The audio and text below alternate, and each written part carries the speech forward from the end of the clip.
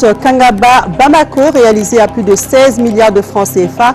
Les populations pourront désormais acheminer leurs productions agricoles et avoir accès aux structures sanitaires facilement. 2 ministres étaient ce matin au champ hippique de Bamako. C'était pour constater les empiètements effectués sur le site et prendre les mesures nécessaires pour y mettre fin et sécuriser le site.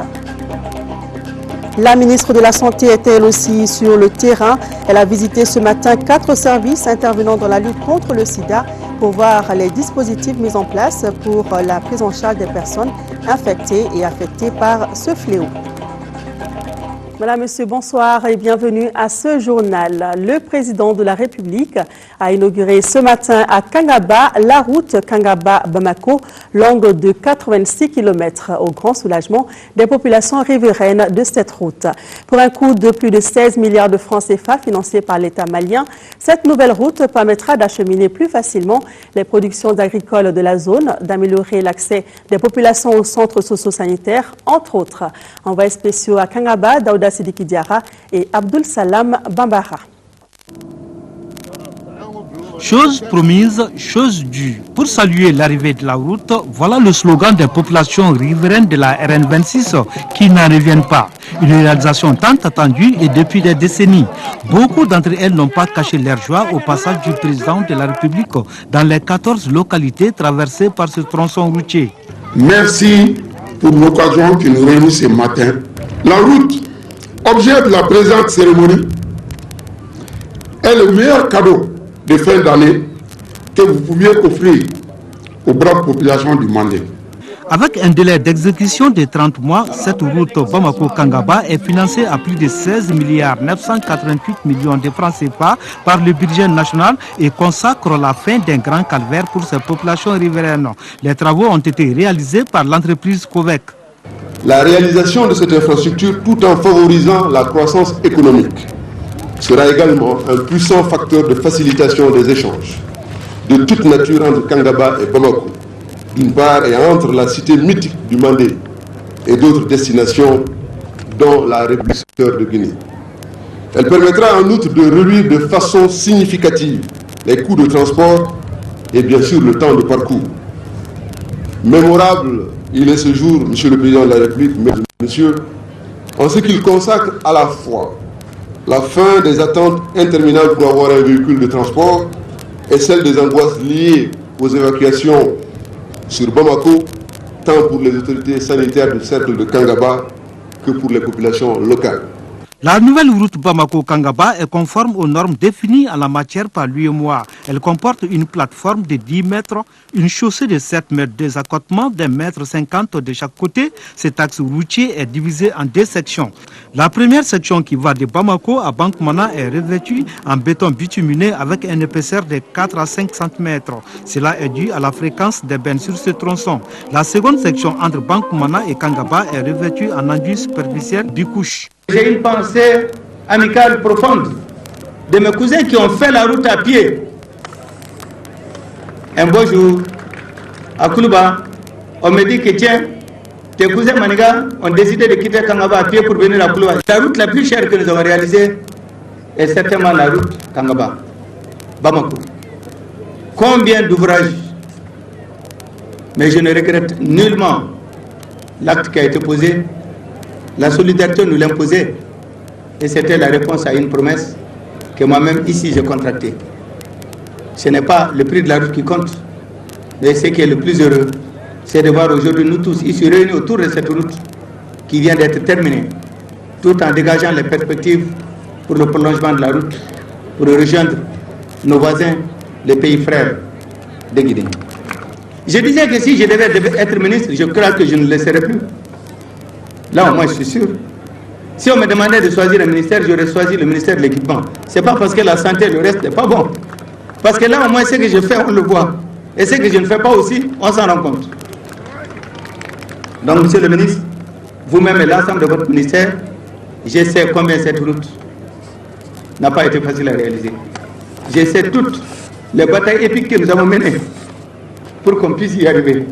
La zone d'influence de la route est caractérisée par un fort potentiel de développement agricole, minier et touristique.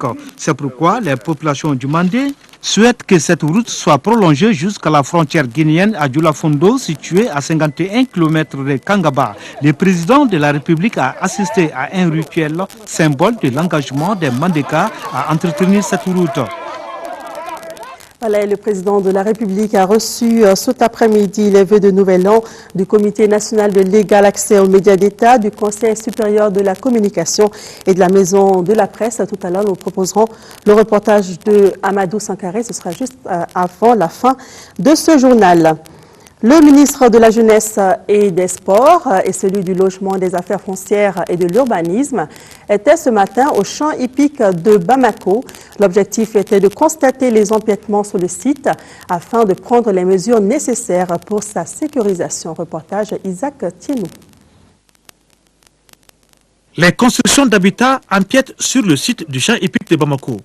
Cette occupation anarchique préoccupe les autorités. C'est ce qui explique la visite de deux ministres.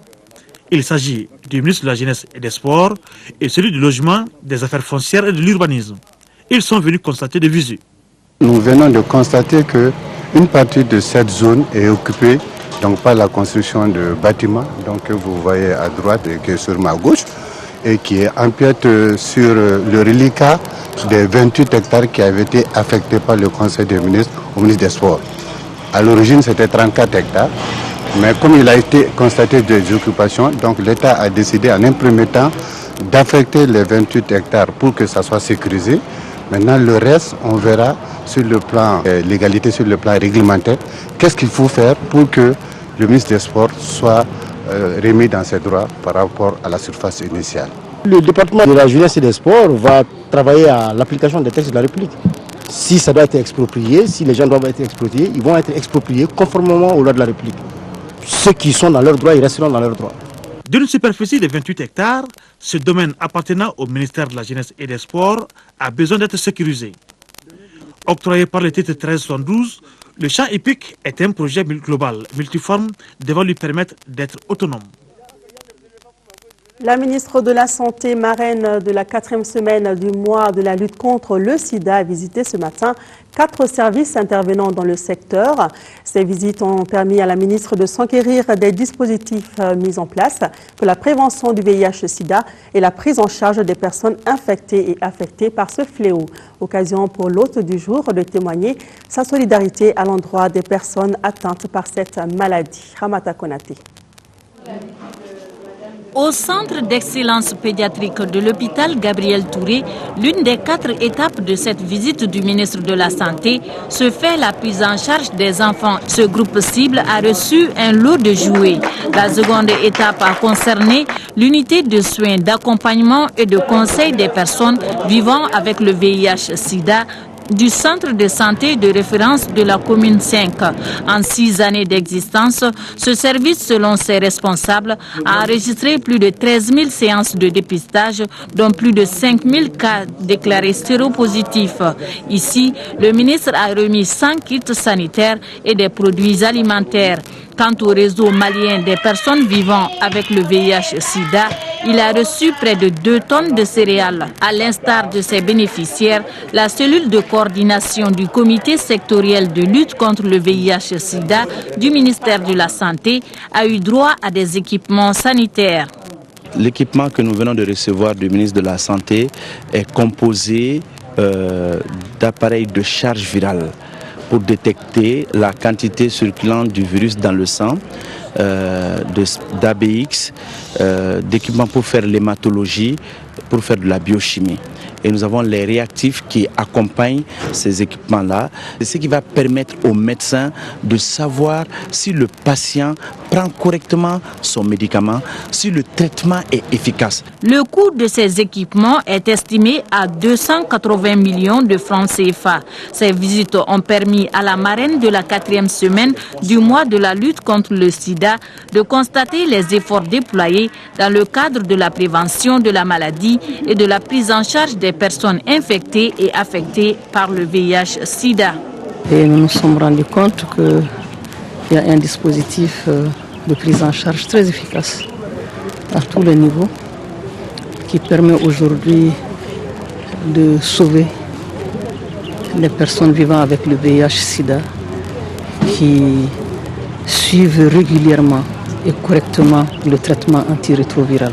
Cette série de visites s'inscrit dans le cadre des activités du mois de décembre consacré à la lutte contre le VIH-Sida.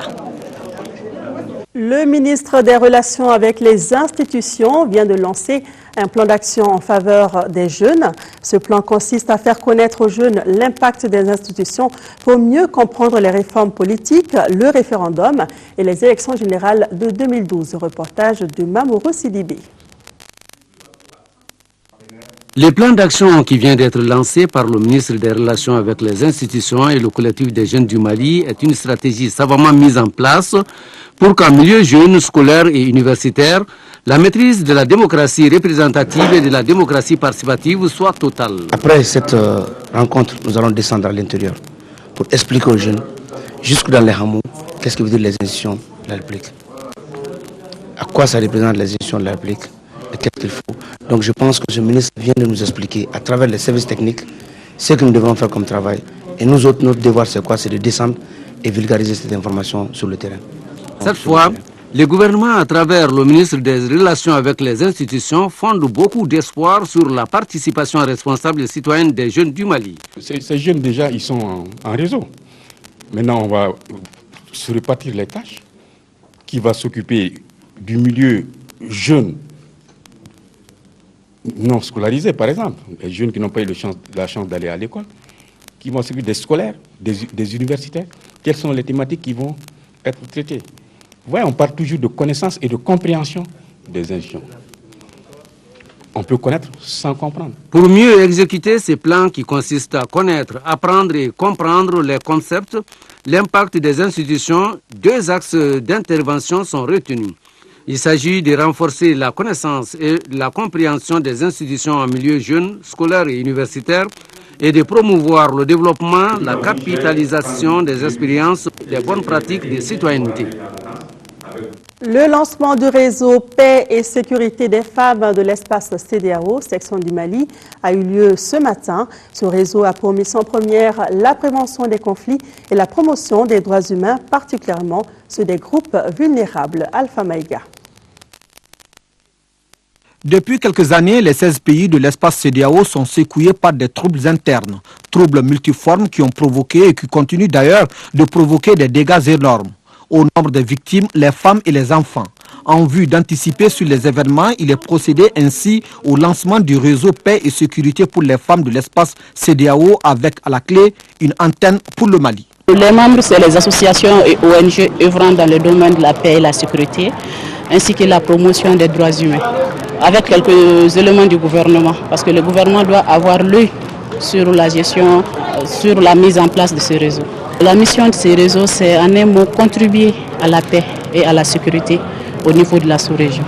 Cette paix tant souhaitée et recherchée n'est effective que si les circonstances et les connaissances sont améliorées pour faciliter l'adoption d'attitudes et de comportements favorables à la promotion de la paix et de l'égalité entre les sexes. La paix et la sécurité, deux questions qui préoccupent les autorités du Mali. L'effort des femmes est déterminant pour y réussir. C'est pour cette raison que le ministre en charge de la sécurité intérieure et de la protection civile a tenu à être aux côtés des associations, organisations des femmes du Mali. Si aujourd'hui les femmes de la CEDEAO décident de se retrouver pour mettre en place un réseau de paix et de sécurité, je pense que c'est un combat qui mérite d'être soutenu. Et c'est pourquoi nous avons pensé nécessaire d'être présents nous-mêmes pour leur dire que nous sommes très contents de leur initiative et que nous sommes prêts à les appuyer. C'est dire que la mise en place du bureau paix et sécurité pour les femmes de l'espace CEDEAO est une volonté politique, celle, bien entendu, des autorités du pays. Quatrième session ordinaire du conseil d'administration de la Banque de développement du Mali, BDM SA. La session de ce matin a examiné et approuvé des projets de budget d'exploitation et d'investissement pour 2012, entre autres. C'était aussi l'occasion de passer en revue la situation de la banque tout au long de l'année. Le résultat d'exploitation affiché de la BDM SA a été de plus de 5 milliards de francs CFA. Reportage Oumar Kouressi. Après 9 mois d'activité, à la date du 30 septembre 2011, la Banque de développement du Mali, BDM-SA, a réalisé un résultat d'exploitation de presque 6 milliards de francs CFA pour un objectif programmé de 5 milliards 388 millions. Les dépôts des clients auprès des agences de la banque se sont établis à 325 milliards, tandis que les emplois globaux sur les marchés ont généré 313 milliards de francs CFA. Ces résultats ont été rendus possibles grâce à un effort commun du personnel et des administrateurs de la BDM-SA. La BDM a réalisé d'excellentes performances, des performances parfois de chiffres. Elle a consolidé ses fondamentaux de manière significative. C'est des fonds propres, tout à fait à l'aise, qui lui permettent donc de mener la suite avec une grande sérénité. Nous avons constaté avec beaucoup de bonheur les performances de la BDM-SA au titre de l'année 2011. À cette date indiquée, ils sont de l'ordre de 5,8 milliards. Et dans un environnement concurrentiel tel que celui que nous avons aujourd'hui, c'est une performance qui mérite d'être félicitée. Cette performance n'occulte pas pour autant les défis majeurs auxquels la BDM devra faire face pour suivre le chemin qui la conduira à l'horizon 2015, conformément au plan de développement moyen terme 2011-2015 que les autorités de la banque ont soumis aux administrateurs. Défi de son installation progressive sur le territoire des autres États membres de l'Union. Défi de la couverture du Mali profond, mais aussi le défi de la prise en charge effective des besoins des Maliens de l'étranger grâce à une présence renforcée auprès de nos ressortissants résidant en dehors de la zone UEMOA. Chacun de ces objectifs est à notre portée, car à la BDM-SA, nous avons toujours su mieux faire qu'hier. Avant de clore les travaux, le PDG de la banque a sacrifié à la tradition en cette fin d'année en formulant le vœu que la BDM connaisse de nouveaux progrès pour davantage renforcer son positionnement sur le marché de l'UEMOA. Les administrateurs du Fonds auto-renouvelable pour l'emploi phare étaient réunis ce matin autour du président Makan Moussa Sissoko. C'était à l'occasion de la 26e session consacrée à l'examen et à la validation du budget 2012. Le budget à valider s'élève à plus de 280 millions de francs CFA. Le reportage de Salimata Dao. Les structures constituantes du Fonds auto-renouvelable pour l'emploi, que sont l'ANPE, l'INPS, la CICIM et la CENAR, se retrouvent en cette fin d'année pour faire le point des activités menées courant 2011, ainsi que l'analyse du budget consacré à la réalisation de ces activités. À l'analyse du point d'exécution du budget 2011, on constate le maintien à un niveau constant des recettes et une maîtrise des dépenses. Ces efforts de la direction exécutive sont à saluer et à encourager. Aussi, le conseil d'administration, par ma voix, l'invite à poursuivre ses efforts inlassables, tant pour améliorer les recettes que pour maîtriser les charges. Pour l'année 2012, le phare envisage non seulement de consolider les acquis, mais aussi et surtout de développer les actions de promotion de l'auto-emploi à travers l'appui à la création des petites et moyennes entreprises et le renforcement des entreprises existantes. Ainsi, le budget 2012 est excédentaire de 89 millions de francs CFA par rapport à celui de 2011. Le projet de budget qui vous est soumis est arrêté en recettes et en dépenses à la somme de 289 500 000 francs CFA. Il est prévu la création de 121 PMI pour 113 millions de francs CFA et le renforcement de 220 entreprises pour un montant garanti de 678 750 000 francs CFA. Le Fonds auto-renouvelable pour l'emploi, qui est une association, entend continuer à appuyer et à participer aux projets et programmes initiés avec certains de ses partenaires, comme le projet d'appui à la jeunesse malienne et le projet de renforcement des capacités des commerçants détaillants. Le Comité national de pilotage du programme africain relatif au stock de pesticides obsolètes, PASP, Mali, a tenu aujourd'hui la 10e session ordinaire dans ses locaux à l'ACI 2000. Au cours de cette session, les spécialistes de la protection de l'environnement vont examiner, entre autres, le rapport financier du deuxième semestre 2011. Diemba Moussa Konaté. La fin du financement des activités du programme africain relatif au stock de pesticides obsolètes PASP Mali est prévue pour le 31 décembre 2011. C'est effectivement dans ce cadre que se tient cette 10e session ordinaire du comité de pilotage du programme en question. Cette session se tient dans un contexte où la structure est à la recherche de fonds additionnels pour assurer l'élimination des stocks supplémentaires de pesticides et la prise en charge de certains aspects de durabilité des acquis du projet. La prévention de l'accumulation des stocks déjà fait partie des mesures de durabilité.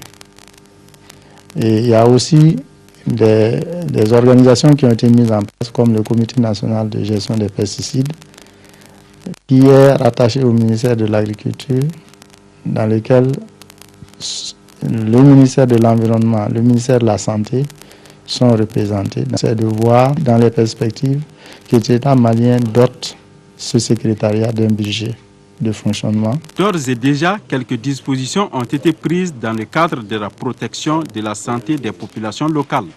Des parcelles ont été attribuées aux communes pilotes en vue de la construction de magasins villageois et la pose de conteneurs pour l'entreposage des emballages vides de pesticides. Tout ceci traduit la volonté des populations à la base de prendre en charge la gestion rationnelle des emballages vides de pesticides. Le deuxième semestre de PSP Mali a été marqué par la signature d'un contrat d'élimination de pesticides obsolètes entre le gouvernement du Mali et la société allemande Sava pour un montant d'1,5 milliard de francs CFA pour un délai d'exécution de 11 mois. Je vous l'annonçais il y a juste un instant. Cet après-midi, le chef de l'État a reçu successivement les vœux de Nouvel An du Comité national de l'égal accès aux médias d'État, du Conseil supérieur de la communication et de la Maison de la presse. Tous ces organes se sont engagés à jouer pleinement leur rôle pour la réussite des élections de 2012. Amadou Toumani Touré a saisi cette occasion pour annoncer le lancement très prochain de la deuxième chaîne de télévision de l'ORTM. Reportage Amadou Sankari. C'est la presse nationale dans son ensemble qui est venue à Koulouba pour présenter les traditionnels vœux de Nouvel An au chef de l'État, Amadou Toumani Touré. Occasion pour les différentes entités de la presse de faire un tour d'horizon des activités menées au cours de l'année qui s'achève. On retiendra surtout que le sujet relatif aux élections générales de 2012 est revenu dans toutes les interventions. Il est aisé d'imaginer qu'au moment où vous vous préparez à passer le témoin, votre plus grand souhait et l'organisation réussie des futurs scrutins. Le Comité national de l'égal accès aux médias d'État jouera pleinement son rôle, le rôle qui est le sien. Dans cette perspective, nous avons sollicité et obtenu de l'Organisation internationale de la francophonie, OIF, dont vous êtes le président de la Commission nationale, le financement de 2 séminaires au Mali visant le renforcement des capacités des ressources. Monsieur le Président, l'organisation des séminaires de formation au profit des professionnels des médias est à la fois pertinente et salutaire. Il est réconfortant de noter, Monsieur le Président, que le comité que vous dirigez s'engage à jouer pleinement son rôle de régulateur lors des prochaines échéances électorales, en assurant convenablement l'égal accès aux médias d'État des différentes forces politiques. Vous contribuerez sans nul doute à la réussite d'élections crédibles, transparentes et apaisées. Excellence, Monsieur le Président, le Conseil supérieur de la communication, en dehors de ses tâches courantes de suivi de la presse, de sa gestion selon les textes en vigueur, des saisines qui lui sont adressées par des personnes morales ou physiques pour des cas de manquement à l'éthique et à la déontologie dans certains médias, a, conformément aux recommandations du RIAC, Réseau des instances africaines de régulation de la communication, cherché à raffermir les liens de coopération et d'amitié avec des instances sœurs de la sous-région.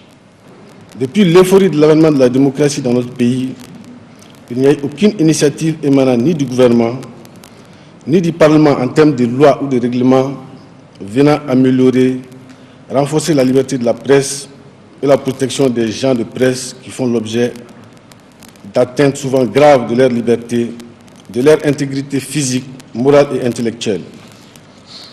La répression des infractions et délits de presse se fait encore dans notre pays par application de la loi pénale.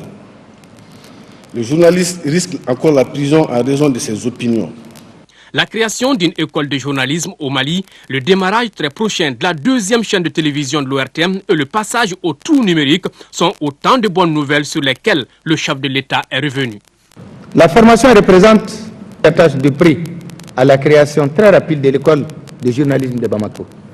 J'engage le ministre de la Communication et toutes les personnes et ressources intéressées au projet d'œuvrer à la réalisation au courant 2012 et tout l'appui leur sera porté. Cette cérémonie devait intervenir au moment où des changements importants se dessinent. Dans le secteur des médias, celui de l'audiovisuel en particulier, l'ORTM est dans une phase décisive de modernisation de ses outils de travail en attendant de s'installer dans sa nouvelle tour de main. Je salue aussi, et je viendrai pour cela, inaugurer la deuxième chaîne de l'Office de radio-télévision du Mali. Le quotidien national L'Essor a amorcé sa restructuration dans le sens d'une amélioration constante de ses contenus et de sa présentation et surtout ses outils de gestion. S'agissant des médias privés, le projet de loi relatif aux services privés de communication audiovisuelle, autrement dit, la possibilité de créer des chaînes de télévision privées, est sur le bureau de l'Assemblée nationale et pourrait être adopté lors de sa session ordinaire en cours. Mes vœux d'une bonne et heureuse année 2012 et espérer que le Mali continue de figurer dans le peloton de tête des pays qui observent scrupuleusement la liberté d'expression et d'opinion.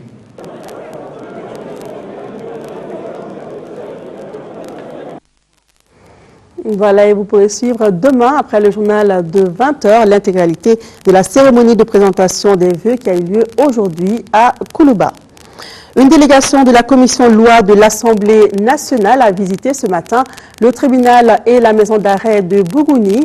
C'était pour se rendre compte des conditions de travail et de détention des détenus afin de les améliorer. On note que dans la maison d'arrêt de Bougouni, les détenus sont au nombre de 122. Le compte-rendu de la visite avec Mahamadou Doumbia.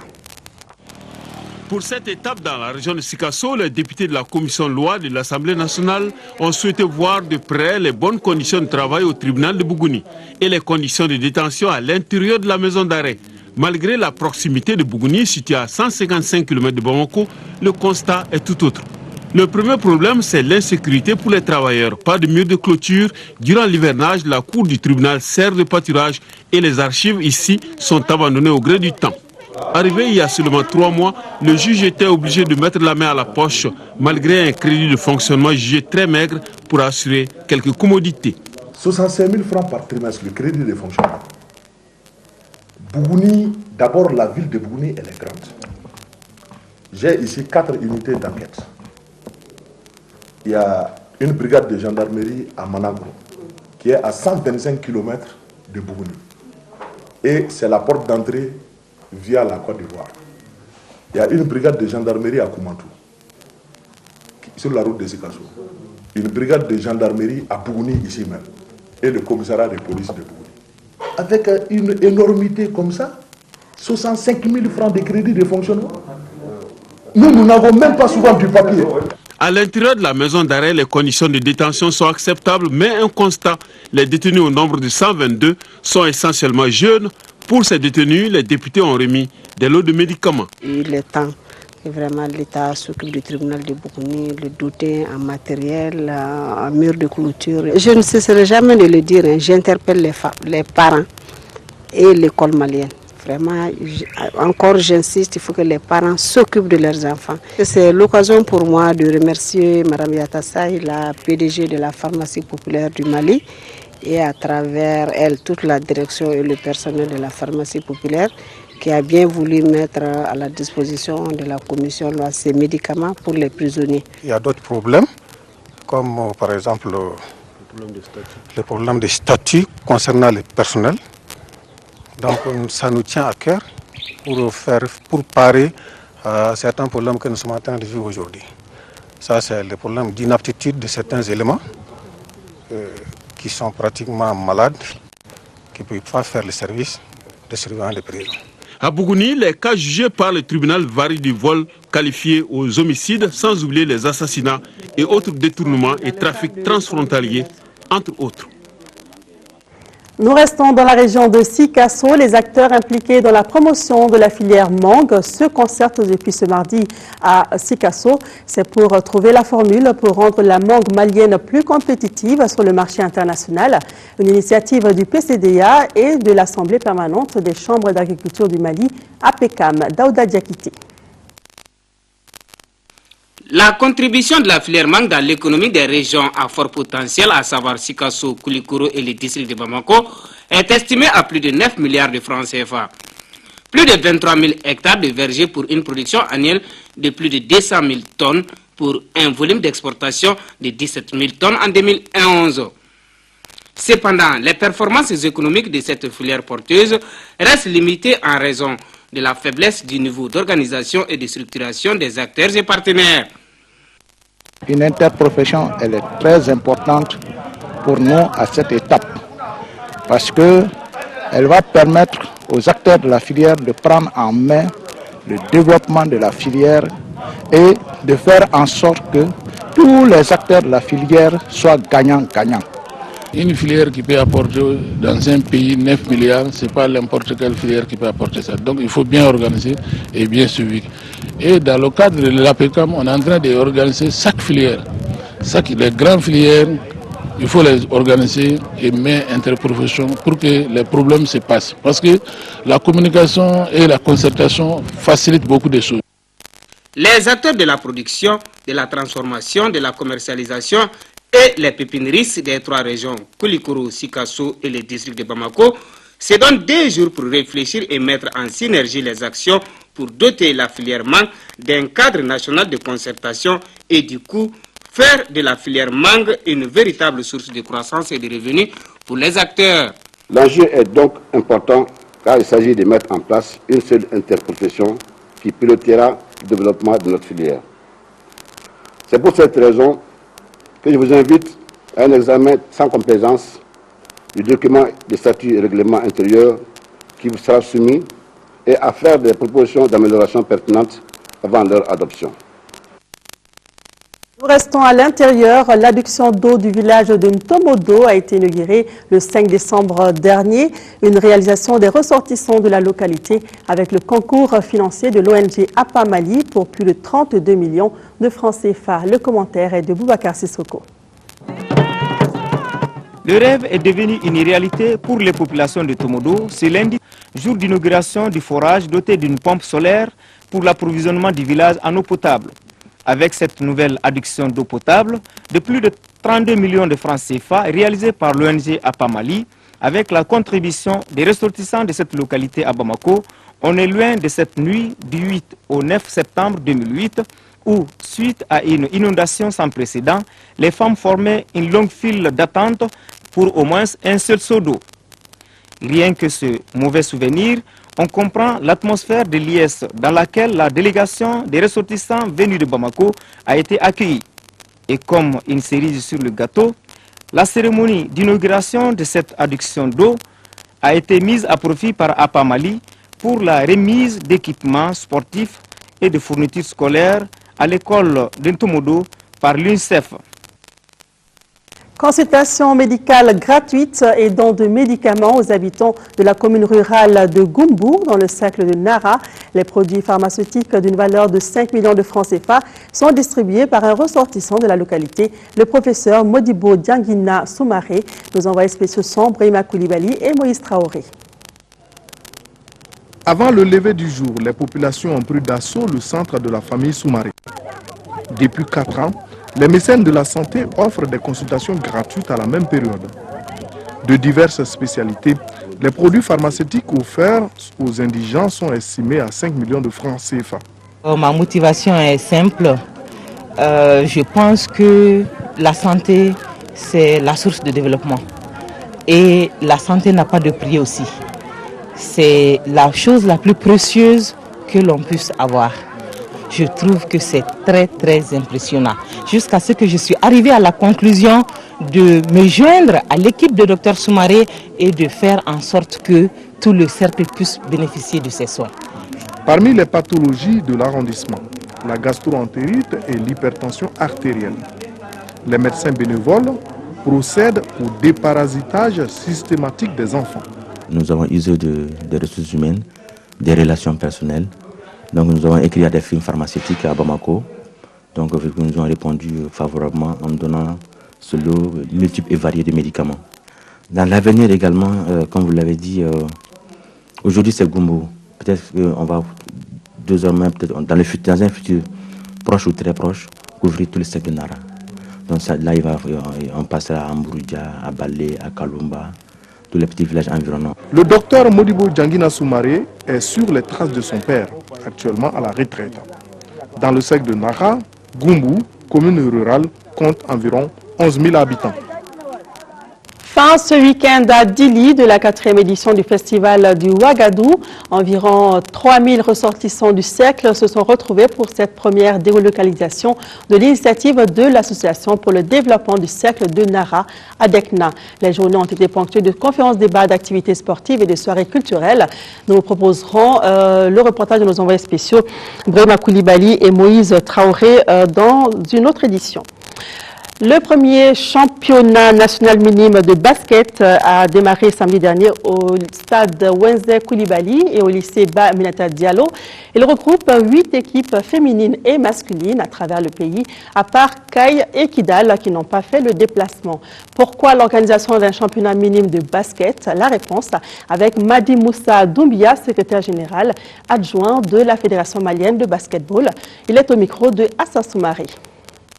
La motivation provient tout simplement dans notre élaboration de programme. Parce que nous avons toutes les catégories. D'abord, nous gérons toutes les catégories au niveau de la fédération. Donc, il est tout à fait normal qu'à ce niveau, que l'on organise un championnat au niveau des minimes. Et c'est pour cela que nous en sommes à la première édition. C'est une compétition dont la phase finale devait avoir lieu pendant la saison écoulée. C'est compte tenu de toutes les activités, la préparation de l'afro-basket, l'absence de salles, l'absence d'infrastructures, c'est ce retard qui a entraîné l'organisation de la compétition à cette période. Et je vais encore enchaîner.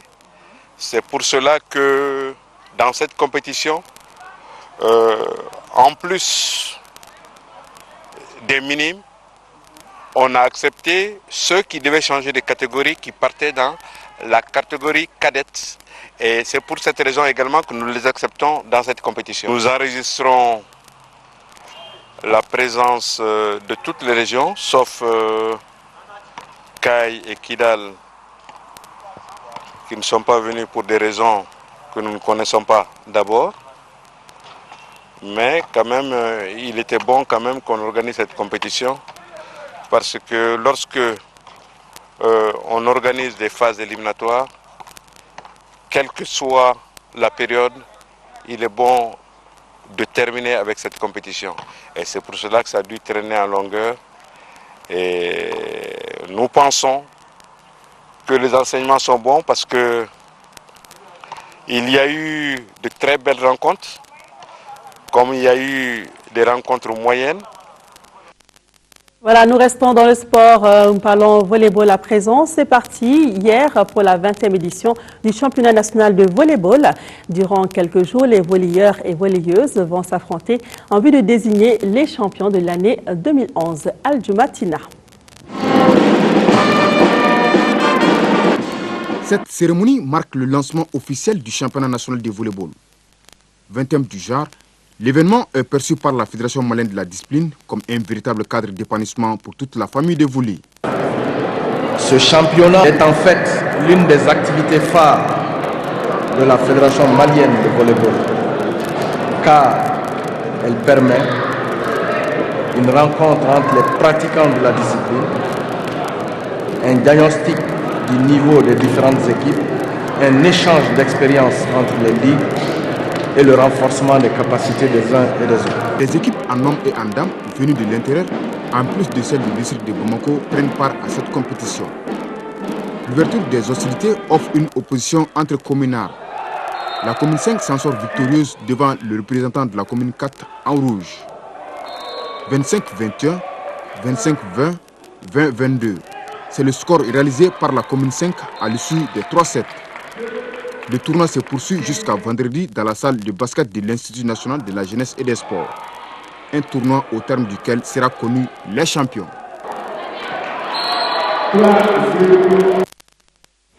Voilà, et avant de nous quitter, sachez que les forces vives de la nation ont elles aussi présenté cet après-midi leurs vœux de nouvel an 2012 au président de la République. C'était au palais de Koulouba. Nous y reviendrons dans nos éditions de demain. Voilà, c'est tout pour cette édition. Merci de l'avoir suivi. Demain, 10h-13h, retrouvez Aïssata Ibrahim Maïga. Je vous donne rendez-vous, Inch'Allah, pour 18h et 20h. Merci. Bonne suite de programme à tous sur le RTM.